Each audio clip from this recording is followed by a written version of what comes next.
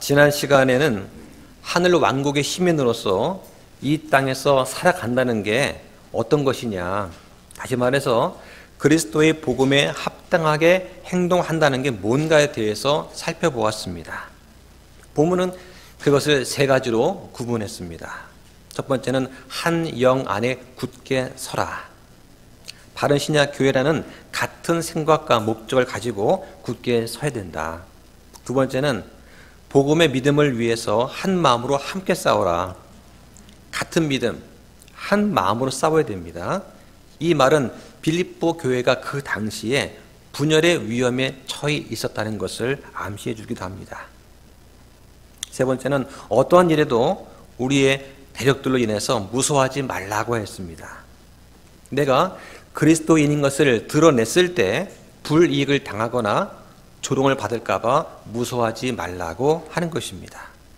그리고 이러한 일들이 바로 우리가 어떤 환경에 처해 있다 할지라도 변함없는 구원의 증표가 된다라고 말씀을 드렸습니다. 빌립보서 1장을 마무리할 때 우리가 점검할 것이 있다 말씀을 드렸습니다. 우리가 하고 있는 이 행동들이 그리스도의 복음에 합당한가?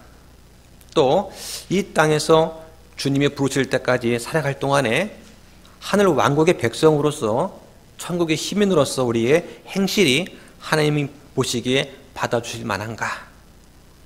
그런 가운데 겪게 되는 그런 고난을 기쁘게 감당하고 있는가 하는 점이죠.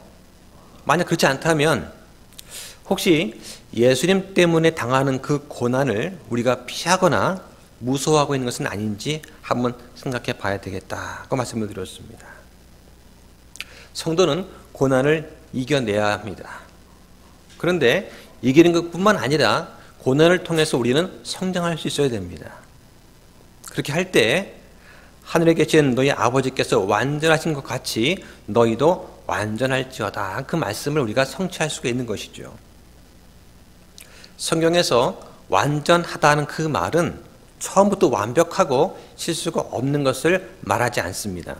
때로는 넘어지고 육신의 연약함 때문에 쓰러질지라도 다시 우리가 주님을 바라보고 일어서는 것을 말합니다.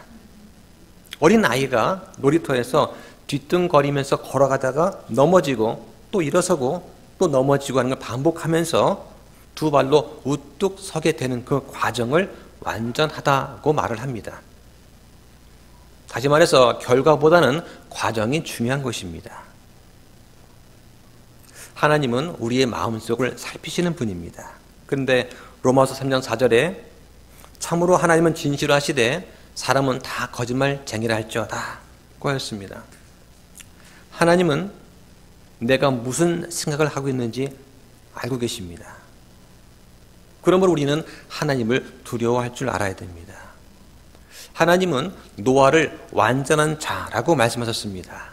욥 또한 완전하다고 말씀하셨습니다. 욥은 하나님을 두려워하고 악을 멀리하는 사람이었습니다. 그런데 이 완전하다는 말 뜻 속에는 또 뭐가 있느냐? 충분히 성장하고 성숙한 사람, 또 잘 훈련되고 충분한 자격을 갖춘 사람이라는 뜻도 있습니다. 우리가 그래서 아카데미를 시작했습니다. 또 영적 성장에 도움이 되는 책도 한 40여 권 준비를 해놨어요. 많이 읽으시고 또 좋은 것은 서로 나눠보시기 바랍니다. 다다음 주면 이제 우리가 창립 1주년이 됩니다. 그동안 많은 일이 있었습니다. 저는 지난 주간 동안에 1년을 돌이켜보면서 어느 날 제가 새벽에 일어나서 이제 기도를 하고 있는데 이런 생각이 드는 거예요. 우리 교회가 배를 타고 가는 항해에 비유해서 한번 제가 생각을 해보았습니다. 제가 이런 말씀을 드리는 이유는 우리의 처음을 기억하기 위한 것입니다. 1년 전에 5명이 조그만 조각배를 타고 항해할 준비를 했습니다. 그 배 이름이 화평호였어요. 목적지는 우리의 본향입니다. 신약교회라는 같은 믿음을 가진 사람끼리 모여서 우리가 가야 할 곳이 어디인지, 그곳이 어떤 곳인지 계속 가르쳐 주면서 배우면서 가야만 하는 그런 항이었습니다. 항해 기간은 배의 기름이 다 떨어질 때까지입니다. 승선 인원은 무제한이죠. 도중에 같이 가기를 원하는 사람이 있으면 태우고 같이 가야 하는 그런 구원의 방주, 화평호였습니다. 왜 화평호냐? 전에 있던 교회에서 화평하지 못했기 때문에 이름을 화평호라고 지었습니다. 첫 출항이다 보니까 사람이 없어서 알고 지내던 사람들을 불러서 같이 가자고 했습니다. 그리고는 10여 명이 탈 수 있는 배를 구했고 또 공사를 하고 항해를 해야 되니까 또 선장을 구했어요. 그런데 이 선장이 여러분 다 아시다시피 초보 선장입니다. 의욕만 앞섰지 뭘 어떻게 할지를 몰랐어요. 그래서 요즘에 잘 나간다는 사랑호라는 배를 벤치마킹했습니다. 또 대부분 사람들이 사랑호의 풍문을 듣고 왔어요.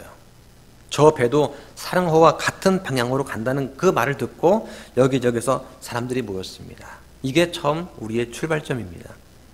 같은 방향으로 간다고 하니까 주변에 있던 등대호, 반석호, 은혜호, 영광호 이런 배 선장들이 도움을 주었어요.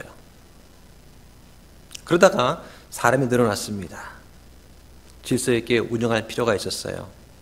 그래서 1등 항해사, 갑판장, 기관장, 조리사 등을 정해서 출항을 했습니다. 그런데 이 사람들 역시 처음이었어요. 좌충우돌하고 실수가 많았습니다. 그래도 선장보다는 나은 훌륭한 사람들이었습니다.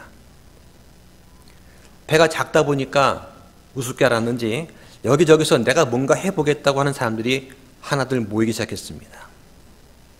배에는 질서가 필요했습니다. 그래서 선장과 승무원, 승객을 구분할 필요가 있었어요. 그런 가운데 90% 이상이 침례를 받고 같은 믿음을 가지고 있다고 고백도 했습니다. 배의 승선에서 지켜야 될 필수 조항 40선을 듣게 했습니다. 우리 화평화가 나가야 될 방향을 알려주고 잘 따라오겠다고 서약을 하고 회원 가입받았습니다. 근데 그 중에는 서리를 읽지도 않고 서명한 사람도 있었어요. 사람마다 각양각색이었습니다. 겉으로는 같은 방향을 간다고 생각했는데 알고 보니까 다른 믿음, 다른 마음을 가진 사람도 있었습니다.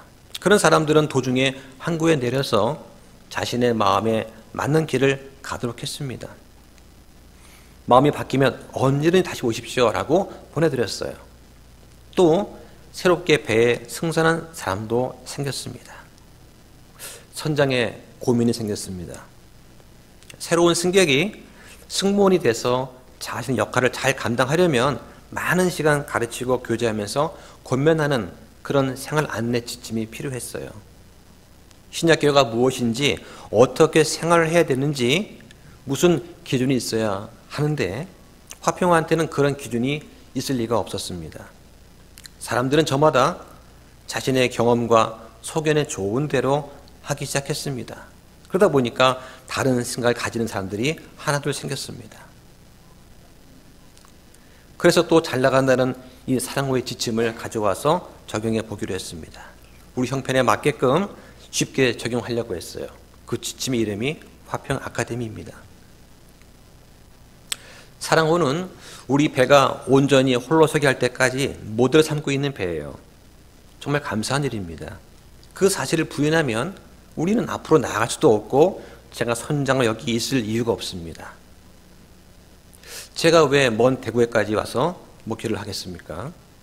또 왜 다른 지역교회들이 우리를 도와주겠습니까? 서로 같은 믿음, 같은 방향을 간다고 믿기 때문에 그런 거예요. 제가 사랑호에서 배운 것을 우리 형편에 맞게끔 제가 적용하기 때문입니다. 그게 아니라면 우리는 방향을 잃고서 먼 길을 돌아서 가야만 돼요. 우리는 독립침례교회니까 그냥 우리끼리 우리의 생각대로 서로 상해가면서 우리만의 항의를 하면 안 되겠나라고 묻는 분들이 계십니다. 그러면 자유롭고 편할 것 같죠. 그런데 장로교회에서 배운 걸 가지고 와서 장로교회식으로 운영을 하면서 성경만 킹 제임스를 들고 있다고 해서 신약교회가 되느냐? 그렇지 않습니다. 자동으로 신약교가 되는 게 아니에요. 그러니까 제가 여기 오는 이유는 이 대구 지역에 바른 신약교회를 세우기 위한 것입니다. 그러려면 제대로 하는 신약교회를 벤치마킹해서 좋은 것은 취하고 나쁜 건 버려야 돼요. 여러분 이거를 이해해 주셔야 됩니다. 완전히 홀로 설 때까지는 어쩔 수 없는 거예요. 그리고 이 복음을 위해서 함께 힘써 싸우며 나아가야 됩니다. 그럴 때 우리 안에 기쁨이 생길 수가 있어요. 그럼 그런 기쁨이 구체적으로 어떤 것이고 어떻게 하면 성취할 수 있나 궁금하지 않으십니까? 그래서 오늘은 빌립보서 2장 1절부터 4절까지 말씀을 가지고 이런 기쁨을 성취하기 위해서 우리가 하나가 돼야 된다 하는 그런 주제를 가지고 말씀을 전하려고 합니다. 본문 한번 다시 보겠습니다. 2장 1절에 보면 그러므로 그리스도 안에서 무슨 안위나 사랑의 무슨 위로나 성령의 무슨 교제나 무슨 인정이나 긍휼이 있거든 너희는 같은 생각을 품고 같은 사랑을 가지며 한 마음과 한 생각이 되어 내 기쁨을 성취하라. 어떤 일도 다툼이나 허영심으로 하지 말고 겸손한 생각으로 각각 자기보다 남을 더 낮게 여기며 각 사람이 자기 일들만 돌아보지 말고 각 사람이 남의 일들도 돌아보라.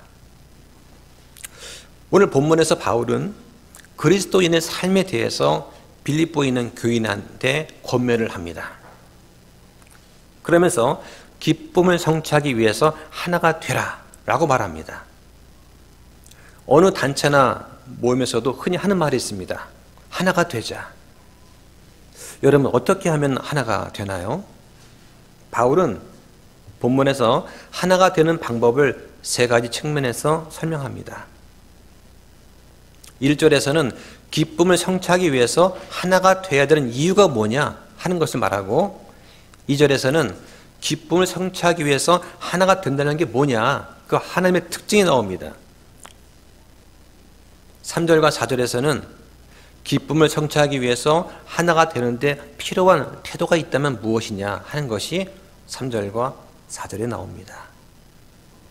먼저 기쁨을 성취하기 위해서 하나가 되어야 되는 이유에 대해서 말씀을 드리겠습니다. 1절 다시 보겠습니다.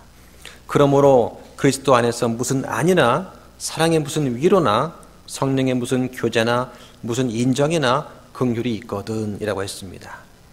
지금 우리말 성경에는 번역이 안 되어 있지만 이 1절 말씀을 영어 성경으로 보면 if라는 단어가 4번 나옵니다. 만약에 라는 뜻이죠. 우리는 중학교 때 영어 시간에 if를 배웠습니다. 그리고 조건문과 가정법이라고 항상 배웠어요. 근데 애매하게 배웠습니다. 그래서 혼동하는 경우가 많아요. 보통 if가 나오면 실현 가능성이 없는 가정의 뜻을 많이 사용합니다. 그런데 if 뒤에 사실을 나타내는 말이 나오면 그것은 의심을 말하는 것이 아니에요. 다시 말해서 바울이 무슨 안위가 있거든 이라고 말을 할 때 안위가 있는지 없는지 의심이 되지만 이란 뜻이 아니라는 것입니다. 자, 여기 책갈피 있거든 잘 묶어 놓고요. 한번 찾아보겠습니다. 갈라디아서 3장 29절을 보겠습니다. 너희가 그리스도께 속한 자들이면 곧 아브라함의 씨요 약속에 따른 상속자들이니라고 하였습니다. 여기서 너희가 그리스도께 속한 자들이면 여기 영어 성경에 보면 if가 나옵니다. 이 말씀이 의심하는 말씀인가요? 너희가 그리스도께 속하지 않은 사람일 수도 있지만 만약에 속했다면 이런 뜻입니까? 여기서 if는 의심하는 말이 아니에요. 왜냐하면 그 앞절에 너희가 다 그리스도 예수님 안에서 하나이기 때문이라고 딱 적어놨어요. 이런 경우 if는 since의 뜻입니다. 그런 까닭에 이렇게 생각하면 좋은 그런 구절이죠. 실제로 그리스도 안에는 큰 안위가 있습니다. 안위라는 말과 위로라는 말은 비슷한 말이에요. 그런데 용례가 달라요. 위로라는 말은 따뜻한 말이나 행동으로 괴로움을 덜어주거나 슬픔을 달래주는 거예요. 예를 들면 시험에 떨어진 친구를 위로한다고 하지 안위한다고 하지 않습니다. 안위라는 말은 마음을 위로하고 몸을 편히 하는 거예요. 예를 들어서 자신만의 안위를 생각하면 안 된다 할 때는 안위라는 말을 쓰는 거죠. 바울은 데살로니가 교인들한테 쓴 편지에서 하나님 곧 우리 아버지께서 영존하는 안위와 좋은 소망을 주셨다 이렇게 말씀합니다. 그런데 세상에 주는 안위가 있고 하나님이 주시는 안위가 있어요. 세상에 주는 안위는 일시적입니다. 이번 달 시험에서 통과한 학생은 이렇게 생각합니다. 아, 다행이다. 겨우 붙었네. 안위하죠. 그런데 또 다음 시험을 준비하면서 긴장을 해야 돼요. 올해 승리심사에서 가까스 통과해서 연봉이 깎이지 않은 직장인들은 아, 다행이다 하고 안위합니다. 그런데 내년에 또 승진심사가 있어요. 통과 못하면 연봉이 깎이거나 퇴사해야 됩니다. 또 어떤 사람들은 이번 달 월세를 겨우 내고 나서 아, 다행이다 하고 안위합니다. 그런데 다음 달 월세를 생각하면 까마득한 그런 분들이 있어요. 코로나 때문에 형편이 어려워져서 코로나에 걸리면 국가에서 100만 원 준다는 그런 말을 듣고서 온 가족이 일부러 걸린 그런 가정도 있습니다. 돈이 없으니까 생활비를 타서 쓴 거죠. 그런 이야기가 뉴스에 나와요. 근데 지금은 10만 원 준다고 합니다. 이렇게 세상에 주는 안위는 일시적인 거예요. 그런데 하나님께서 주시는 안위는 변함없이 영원한 것입니다. 영존한 안위, 영존하다는 말은 everlasting이라는 말이에요. 이 everlasting이 뭐냐? 시간적으로 끝이 없는 겁니다. 끝나는 게 없는 거예요. 다음 달, 내년, 10년 후를 걱정할 필요가 없는 겁니다. 하나님은 영존하신 분이고 처음과 끝이 없는 분이십니다. 그래서 우리한테 영존한 안위를 줄 수가 있다. 이것을 통해서 위로받으시기 바랍니다. 고린도의 교인들을 위해서 쓴 편지에도 보면 하나님의 안위가 고난을 겪는 그들 가운데서도 넘친다고 하였습니다. 한번 찾아보겠습니다. 고린도 후서 1장 3절입니다. 하나님을 찬송할지어다. 그분은 곧 우리 주 예수 그리스도의 아버지시요 긍휼의 아버지시며 모든 위로의 하나님이시니라. 그분께서 우리가 모든 환난을 당할 때 우리를 위로하심은 우리 자신이 하나님께 위로받을 때 얻는 위로를 힘입어 우리가 어떤 고난 중에 있는 자들도 능히 위로할 수 있게 하려 하심이라. 그리스도의 고난이 우리 안에 넘치는 것 같이 그렇게 우리의 안위도 그리스도로 말미암아 넘치는도다 라고 하였습니다. 여러분은 그리스도로 인한 고난을 겪고 계십니까? 어떤 게 그리스도로 인한 고난이죠? 복음 전하다가 모욕과 조롱 받으면 고난인가요? 또 다른 건 없나요? 좀 더 구체적으로 말씀드려서 먼저 자신의 삶을 한번 돌아보시기 바랍니다. 내가 예수님 믿기 전에는 나와 가족만을 위해 살았습니다. 내가 먼저 만족해야 행복했던 때가 있었습니다. 남들한테 인정과 존경을 받아야 내 뜻이 관철되어야 행복했던 때가 있었습니다. 그런데 예수님 믿은 후에는 나보다 남을 낮게 여길 줄 알게 됩니다. 내가 손해를 보고 오해를 받아도 남을 배려하고 남을 세워주고 섬기려고 노력합니다. 왜 그러죠? 예수님 때문입니다. 예수님이 나에게 그렇게 해 주셨잖아요. 그럼 나도 그렇게 해야죠. 그런데 억지로 할 필요 없습니다.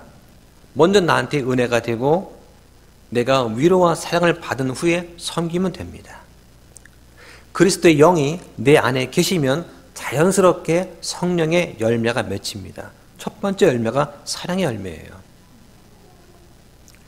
그리스도를 사랑하면 성령님이 내 안에 계시면 사랑하게 됩니다. 그게 그리스도인이에요. 남들이 알아주지 않아도 나를 어떻게 생각할까 사람들의 시선을 의식하지 않게 됩니다. 예수님께서 나를 보시고 나를 인정해 주시면 되는 거죠. 그럴 때 기쁨으로 감사함으로 하게 됩니다. 그럼 내 안에 화평이 넘치게 되죠. 그게 믿음으로 걷는 겁니다. 이걸 하는 가운데 방해가 나타나면 그것이 바로 믿음의 고난이에요. 예수님께 내 마음을 모든 것을 맡겨보십시오. 그리고 예수님이 주시는 그런 안위를 한번 느껴보시기 바랍니다. 다시 본문 보겠습니다. 2장 1절에 그러므로 그리스도 안에서 무슨 안이나 사랑의 무슨 위로나 라고 하였습니다. 여기 사랑의 위로가 나옵니다. 여러분은 사랑의 위로를 느끼십니까? 우리 가운데는 형제 자매를 사랑하면서 나오는 위로가 있습니다. 하나님과 그리스도와 성령님으로부터 나오는 사랑, 그리고 지체들로부터 나오는 사랑의 위로가 있습니다. 나는 그런 사랑 받아본 적이 없는데요? 라고 생각하시는 분 계신가요? 사람들은 친한 사람과 교제하려는 경향이 있습니다.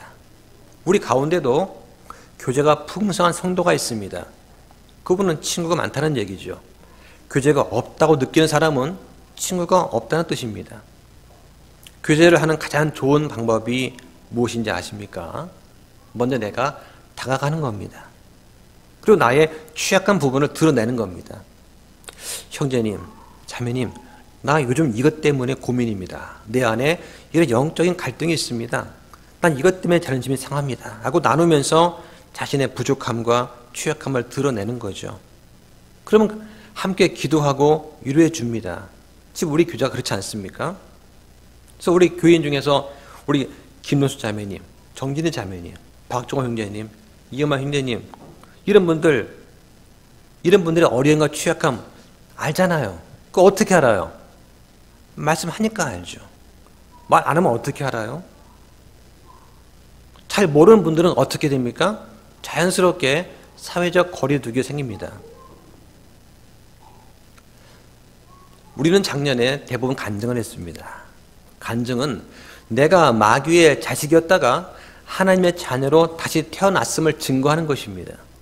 내 안에는 선한 것이 없지만 그리스도의 복음을 듣고 믿고 받아들이고 이제부터는 나를 위해 살지 않고 그리스도를 위해 살겠다라고 고백하는 그러한 시간입니다.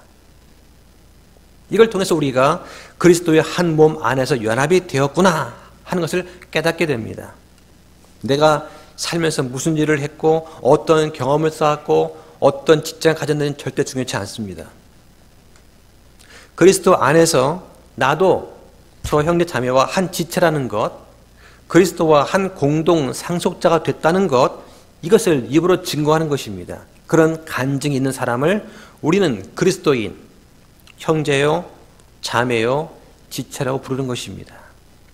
그런데 나 자신의 취약함을 드러내지 않고 다른 사람한테 좋은 모습만 보여주려고 하면 어떻게 됩니까? 교제가 안 됩니다.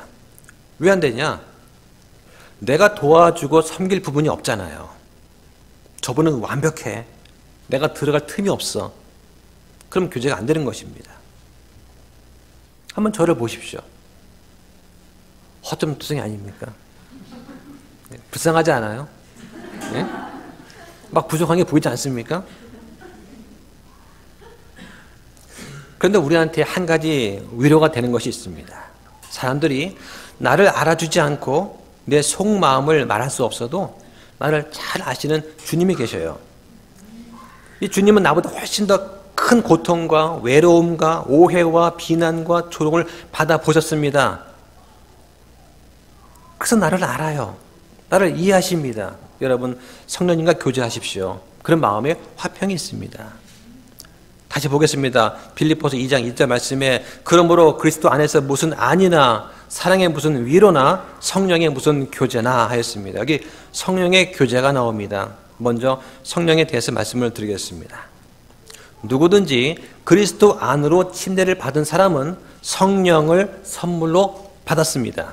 찾아보겠습니다. 사도행전 2장 38절입니다.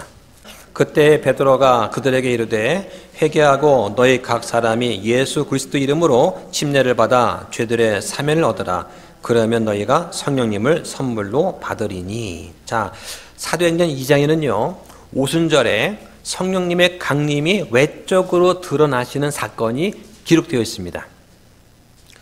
우리 킹제임스 성경에는요 성령님을 표현하면서 외적으로 드러나는 걸 강조할 때는 The Holy Ghost라고 하고 우리말로 성령님으로 기록해놨습니다. 그리고 성령님께서 내적으로 일어나시는 경우, 보이지 않게 내적으로 작용하시는 것을 나타낼 때는 더 스피릿 했어요. 이것을 우리말에 성령으로 표시했습니다. 성령님은 높이고 성령은 낮추는 게 아니에요. 성령님께서 겉으로 드러나실 때는 성령님으로 표현했고, 성령님께서 내적으로 역사하실 때는 성령으로 구분해서 표시해놨습니다. 근데 여기 본문에 보면 영어 성경에 성령님을 선물로 받는다라는 그 구절에 있어서 The gift of the Holy Ghost라고 되어 있어요. 문제는 여기 전치사 오브예요. 오브 그러면 무엇 의로 우리는 보통 알고 있습니다. 근데 오브의 뜻에는 여러 용법이 있어요. 여기서는 오브가 목적격입니다. 즉 성령님의 선물이 아니라 성령님을 선물로 받는 겁니다. 이거를 개역과 현대역본에서는 성령의 선물로 바꿔놨어요. 다시 한번, 성령님을 선물로 받는다는 이 본문 구절의 뜻이 뭐냐면 그리스도를 통해서 아버지께서 보내신 성령의 자체를 받는 겁니다. 이건 영적 선물과는 다른 거예요. 영적 선물은 그리스도의 몸된 교회를 세우고 유익을 위해서 각 사람에게 나누어 주시는 성령의 선물, 은사를 말하는 겁니다. 로마서와 고린도전서에 나와 있는 그것은 성령의 선물, 영적 선물을 말하는 것이고, 여기서는 성령님을 자체를 받는 걸 말하는 거예요. 구분하셔야 됩니다. 또 성령님께서는 우리 안에 거하십니다. 그래서 너희가 하나님의 성전인 것을 알지 못하느냐라고 말을 하시죠. 심지어는 우리 자신도 성령의 전입니다. 무슨 말이냐? 너희 몸이 너희 안에 계시는 성령님의 전인 줄을 너희가 알지 못하느냐? 너희는 너희 자신의 것이 아니니 주께서 값을 치르고 너희를 사셨느니라고 말합니다. 또 우리는 한 성령으로 인해서 한 몸 안으로 침례를 받았고 한 성령 안으로 들어왔습니다. 또 그리스도인에게는 성령님의 친교가 있습니다. 한번 찾아보겠습니다. 고린도 후서 13장 14절입니다. 주 예수 그리스도의 은혜와 하나님의 사랑과 성령님의 친교가 너희 모두와 함께 있기를 원하노라. 아멘. 그랬죠. 자, 많이 듣던 말씀이죠. 이 구절은 장로교에서 목사가 축도할 때 예수 그리스도의 은혜와 하나님의 사랑과 성령님의 교통하심이 하면서 하는 그런 구절입니다.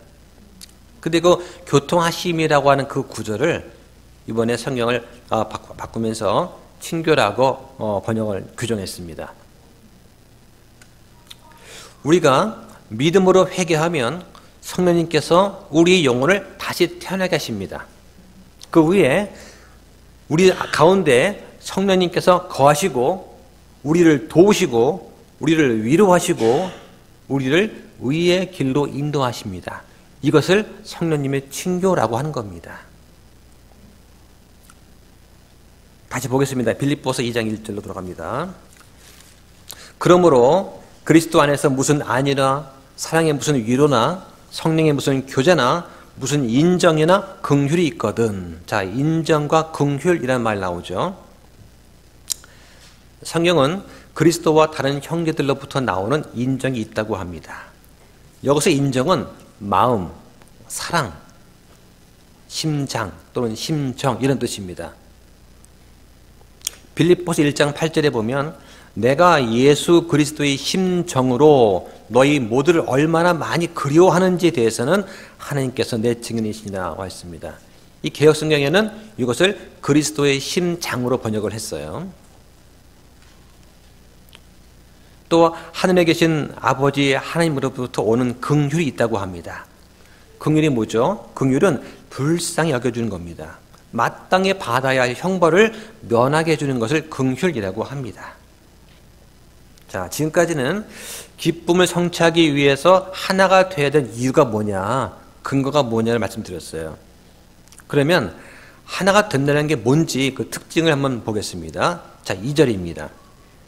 2절에 보면 기쁨을 성취하기 위해서 하나가 되는 사람들의 특징이 나와요. 첫 번째, 너희는 같은 생각을 품고 라고 말합니다. 첫 번째는 같은 생각을 품는 것입니다. 이 말은 같은 것을 생각하는 것을 말합니다. 고린도전서 1장 10절입니다. 고린도전서 1장 10절. 형제들아 이제 내가 우리 주 예수 그리스도 이름으로 너희에게 간청하노니 너희는 다 같은 것을 말하고 너희 가운데 분쟁이 없게 하며 같은 생각과 같은 판단 안에서 완전히 함께 결합하라. 같은 것을 말하면 분쟁이 없게 됩니다. 분쟁은 서로 다른 것을 말할 때 생기는 거예요. 다시 본문 가겠습니다. 빌립보서 2장 2절에 너희는 같은 생각을 품고 같은 사랑을 가지며 라고 했습니다.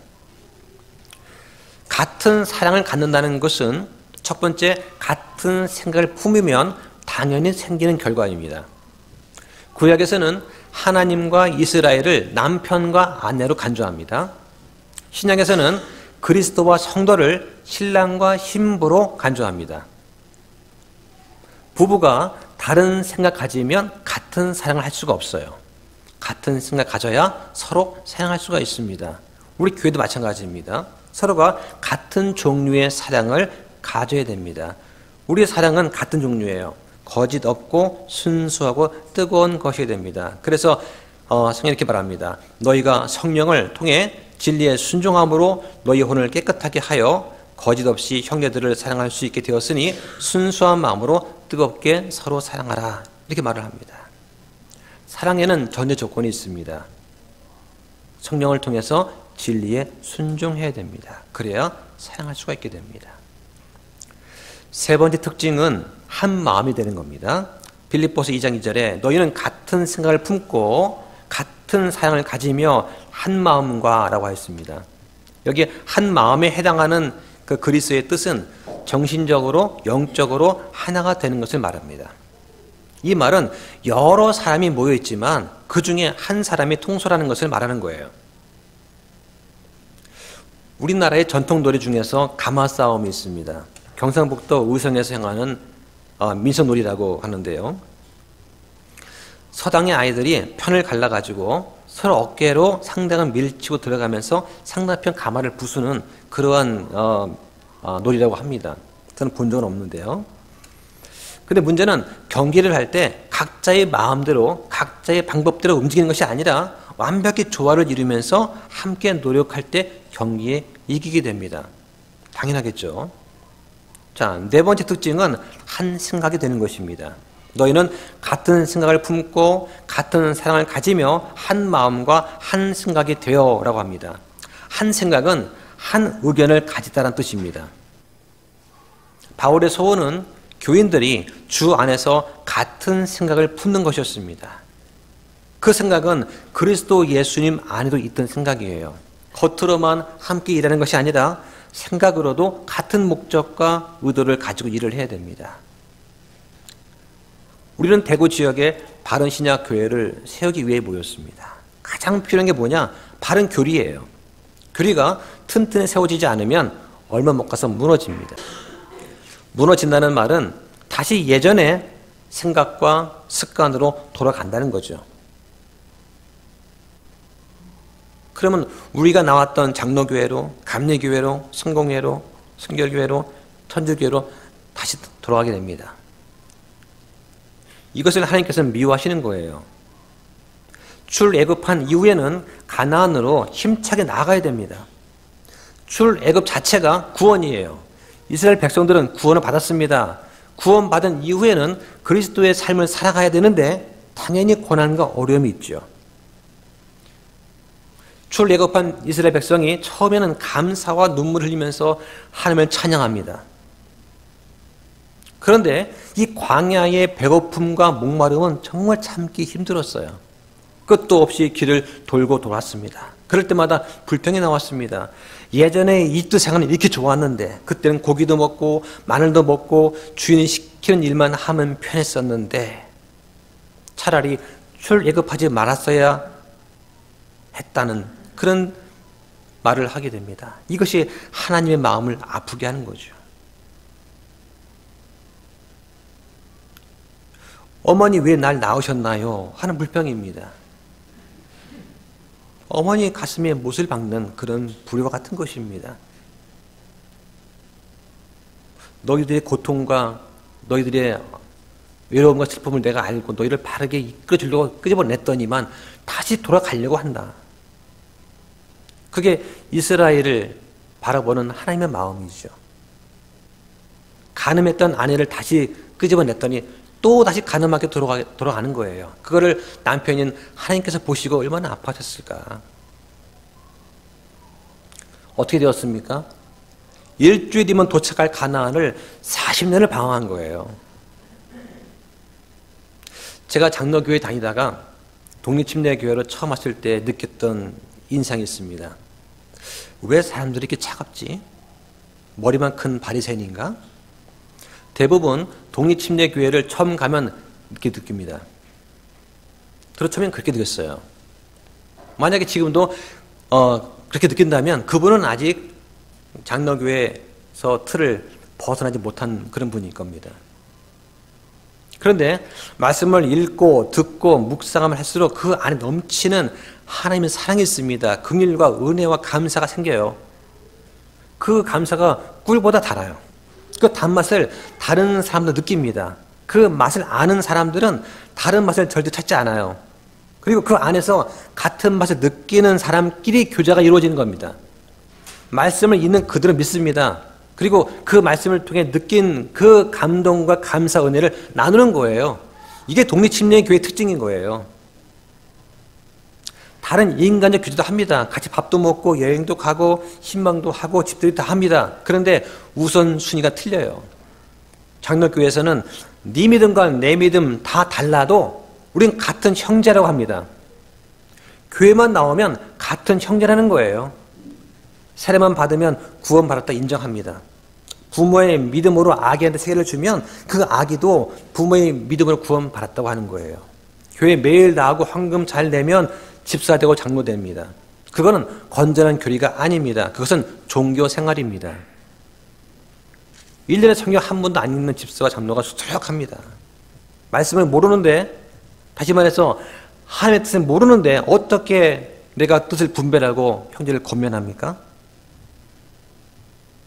우리는 그러지 말자는 겁니다.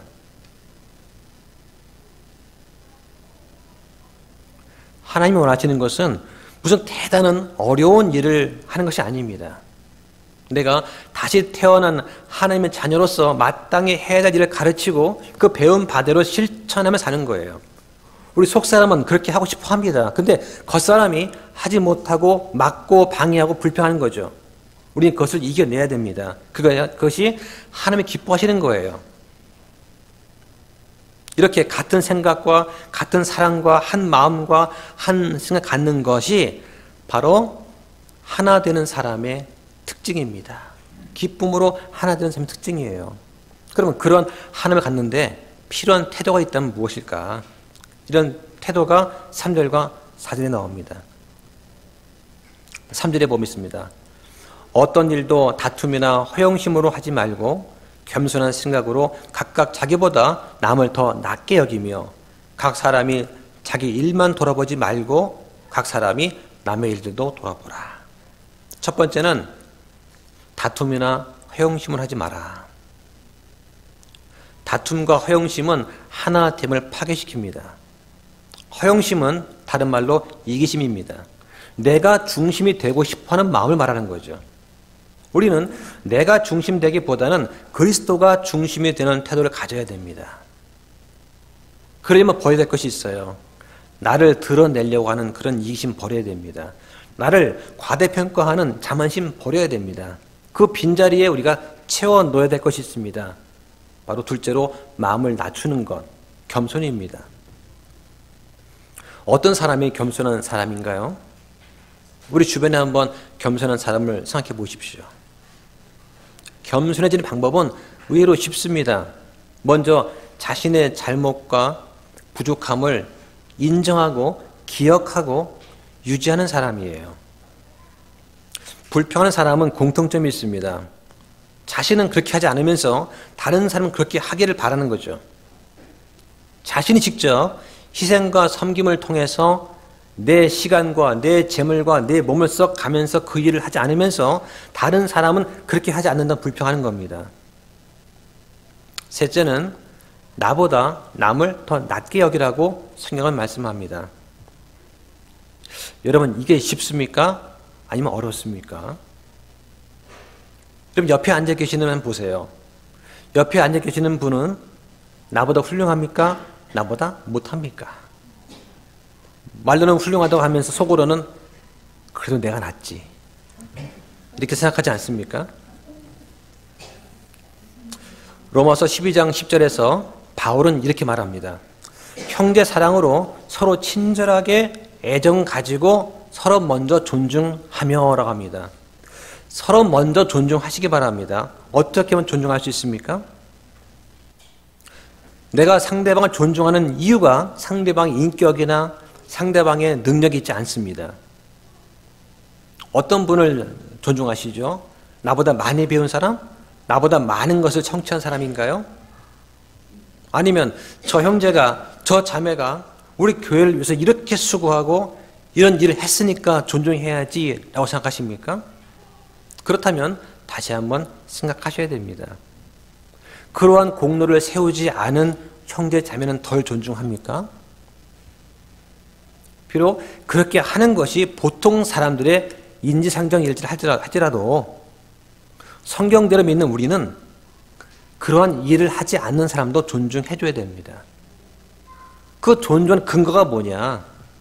바로 하나님께서 그 사람을 사랑하시고 예수님께서 자신의 핏값으로 저 형제를, 저 자매를 사셨기 때문입니다.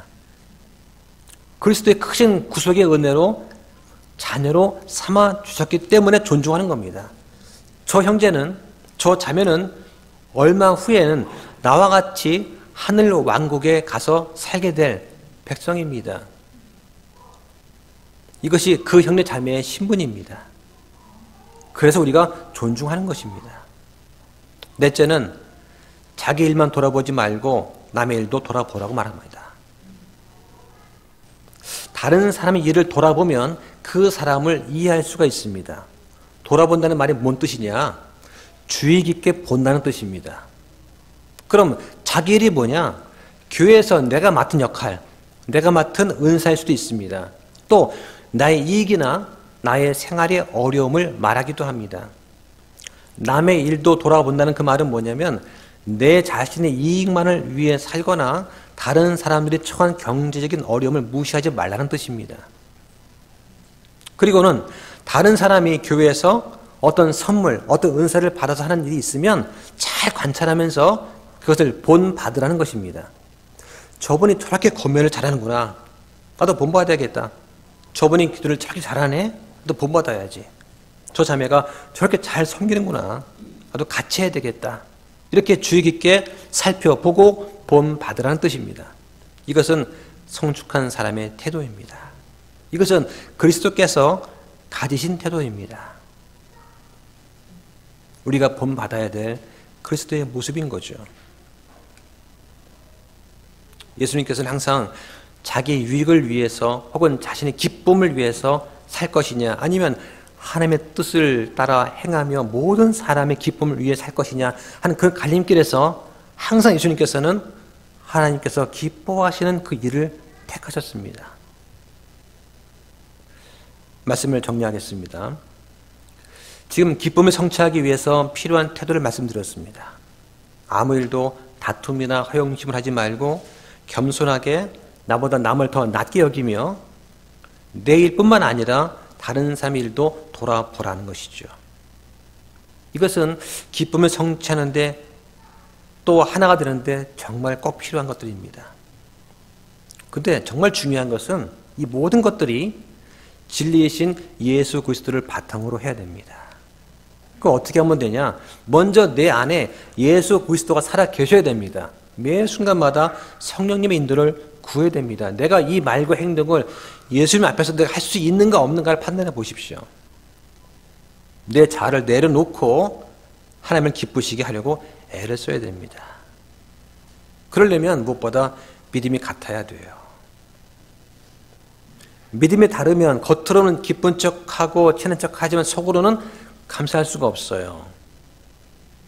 마음에서 우러나오는 내가 저 형제 자매와 한 지체구나 하는 그것을 말로만 하지 속으로는 인정 못하는 거죠.